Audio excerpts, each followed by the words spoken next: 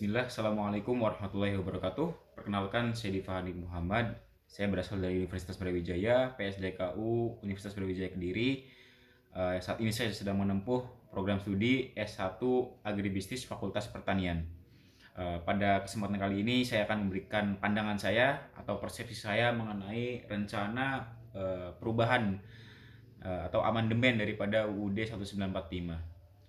Yang pertama perlu kita ketahui bahwasanya Indonesia sudah melakukan amandemen selama 4 kali. Yang pertama pada tahun 1999 dan 1999, kemudian pada tahun 2000, kemudian 2001 dan juga 2002. Tentunya dari hasil amandemen ini memberikan arah konstitusi baru bagi negara Indonesia, dari mulai penghapusan pasal, kemudian penambahan pasal, dan juga revisi dari pasal-pasal daripada UUD 1945 ini yang menjadi landasan konstitusi negara Indonesia. Kemudian apa sih bisa yang menyebabkan daripada amandemen itu? Yang pertama mungkin daripada sidang yang dilakukan oleh Majelis Perwakilan Rakyat, yang mana sidang tersebut menghasilkan pemikiran-pemikiran ataupun suatu produk hukum yang berasal dari keluhan daripada masyarakat, kemudian aspirasi-aspirasi, yang mana ada intervensi daripada partai politik, yang mana di situ semuanya tergabung dalam suatu kesatuan, yaitu Majelis Perwakilan Rakyat Indonesia. Nah, kemudian hal amandemen ini terjadi juga memang sudah didasari karena apa? Amandemen ini kadang perlu dilakukan karena memang tidak sesuai. Pertama karena tidak sesuai dengan kondisi, yang kedua mungkin karena efisiensinya, dan ketiga itu bisa menjadi konstitusi itu bisa menjadi suatu penghalang daripada proses keberhasilan daripada rakyat Indonesia itu sendiri, atau terjadinya kemajemukan karena memang ada konstitusi yang menjadi penghalang daripada kemajuan rakyat, kemudian dinamika rakyat yang kemudian menjadikan masyarakat itu menjadi masyarakat yang majemuk. Kemudian kita tahu bahwasanya sekarang ini sedang marak-maraknya terjadi isu, yaitu perubahan amandemen, yang mana yang kita tahu beberapa bulan sebelumnya ada rencana perubahan amandemen, yaitu pemberlakuan pasal baru berupa GBHN. Apa itu GBHN? GBHN sendiri, gimana kita mengenal GBHK? GBHK itu dalam organisasi mahasiswa, yaitu garis besar haluan kerja, yang mana menentukan bagaimana nanti pekerjaan, bagaimana cara kerja, kemudian bagaimana apa yang ingin dikerjakan oleh suatu lembaga mahasiswa. Dan GBHN ini adalah representasinya, atau tidak, GBHK ini merupakan representasi daripada GBHN itu sendiri, yang mana banyak pakar-pakar hukum mengatakan bahwasanya dengan adanya GBHN nanti bisa mempersempit atau mempersulit atau tidak dinamis daripada pandangan-pandangan presiden ataupun kepemimpinan yang ada di Indonesia nantinya, karena memang nanti cara pemimpin ataupun cara daripada dinamika pemerintahan Indonesia ini mengikuti apa yang sudah direncanakan oleh Majelis Perwakilan Rakyat, dan itu cenderung menjadi, walaupun tidak secara tekstual ataupun secara tertulis bahwasanya MPR itu adalah lembaga tertinggi, tetapi itu gimana ya, tidak malahan seperti menjadikan MPR itu sebagai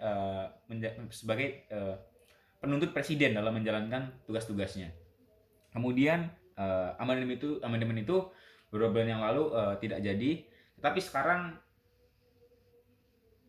kita diisukan lagi dengan rencana amandemen yang mana ingin merubah status daripada periode presiden, dan juga beberapa kali presiden bisa mencalonkan diri, yang mana sudah tertuang dalam konstitusi atau UUD 1945 bahwasanya presiden itu menjabat 5 kali dalam periodenya dan hanya bisa dipilih selama 2 kali. Nah, seperti yang kita tahu bahwasanya pada amandemen sebelum 1998 ataupun UUD 1945 sebelum amandemen hanya menyatakan bahwasanya presiden itu hanya 5 kali dalam menjabat. Nah, tentunya seperti yang kita tahu, ketika hal itu terjadi, Indonesia mengalami kecacatan demokrasi, yang mana tentunya hanya ada seorang pemimpin yang dipilih tidak langsung oleh rakyat, oleh majelis-majelis atau perwakilan-perwakilan, yang mana itu menurut saya tidak jauh daripada campur tangan dari partai politik. Tentunya kita tahu bahwasanya partai politik itu terkadang tidak idealis dalam menjalankan tugas-tugasnya, karena memang dari kata politiknya pun kita sudah tahu bahwasanya politik itu adalah suatu hal yang dilakukan untuk menghendaki apa yang mereka inginkan. Nah, tentunya dalam pandangan saya, jika memang amandemen ini terjadi dan nanti presiden bisa dipilih beberapa kali atau 3 kali atau 4 kali, ini merupakan suatu pintu. Nah, pintu dari apa? Pintu dari kereziman ataupun kediktatoran, ataupun suatu pintu daripada tirani tentunya.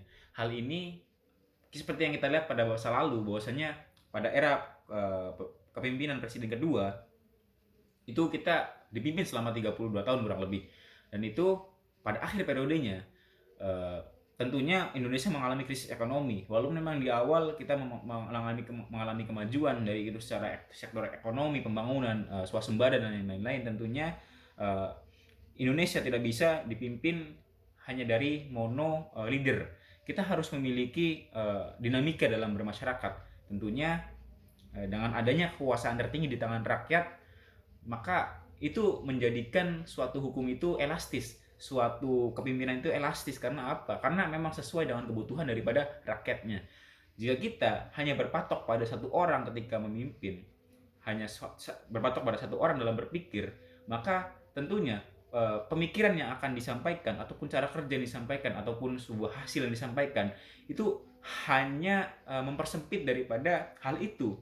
Tapi ketika kita melibatkan banyak orang, ketika kita berpikir, ketika kita melakukan tindakan, tentunya hal itu akan memperluas daripada makna pemikiran itu sendiri. Makanya menurut saya kekuasaan tertinggi di tangan rakyat itu merupakan bentuk kedaulatan negara kita, dan itu membebaskan kita daripada ketiranian, kemudian kediktatoran dan lain-lain sebagainya. Oke, tentunya saya sangat tidak setuju dengan adanya amandemen yang dilakukan sekarang ini, mengingat bahwasanya urgensi negara kita saat ini bukanlah hal-hal seperti itu. Jika kita melihat jika kita melihat kepemimpinan dan lain-lain sebagainya, presidensil, legislatif, yudikatif dan eksekutif, semuanya saya rasa tidak memiliki urgensi untuk dirubah, karena sekarang kita sudah berjalan sebagaimana mestinya dan tidak ada implikasi yang buruk daripada masyarakat itu sendiri. Dan tentunya melihat kondisi kita yang sekarang, karena melihat sekarang kita sedang dilanda pandemi, tentunya ada beberapa hal yang sekiranya kita bisa membenahi. Daripada kita membenahi konstitusi negara, lebih baik kita membenahi sektor-sektor yang sekarang sedang turun-turunnya. Di antaranya seperti sektor ekonomi, kemudian sektor kesehatan, dan paling ini lagi adalah lapangan pekerjaan, di mana saat ini Indonesia membutuhkan banyak sekali lapangan pekerjaan, karena beberapa masyarakat Indonesia ini kehilangan lapangan pekerjaan karena adanya pandemi.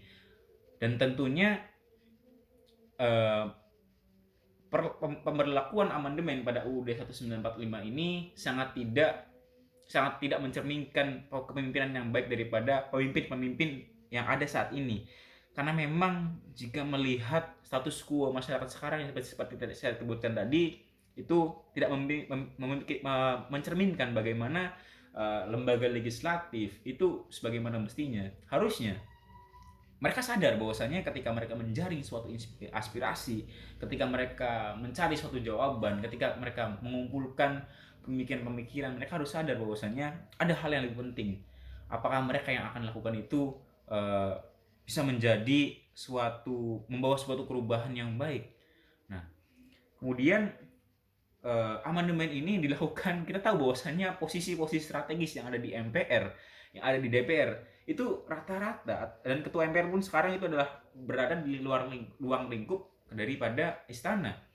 Seperti tahu bahwasanya gerakan amandemen ini dinilai terlalu politis menurut saya, karena sudah jelas bahwasanya MPR kemudian ketua DPR adalah pendukung daripada presiden itu sendiri pada masa kampanye-kampanyenya. Itu saja mungkin pandangan dari saya, semoga bisa dicermati. Terima kasih. Assalamualaikum warahmatullahi wabarakatuh.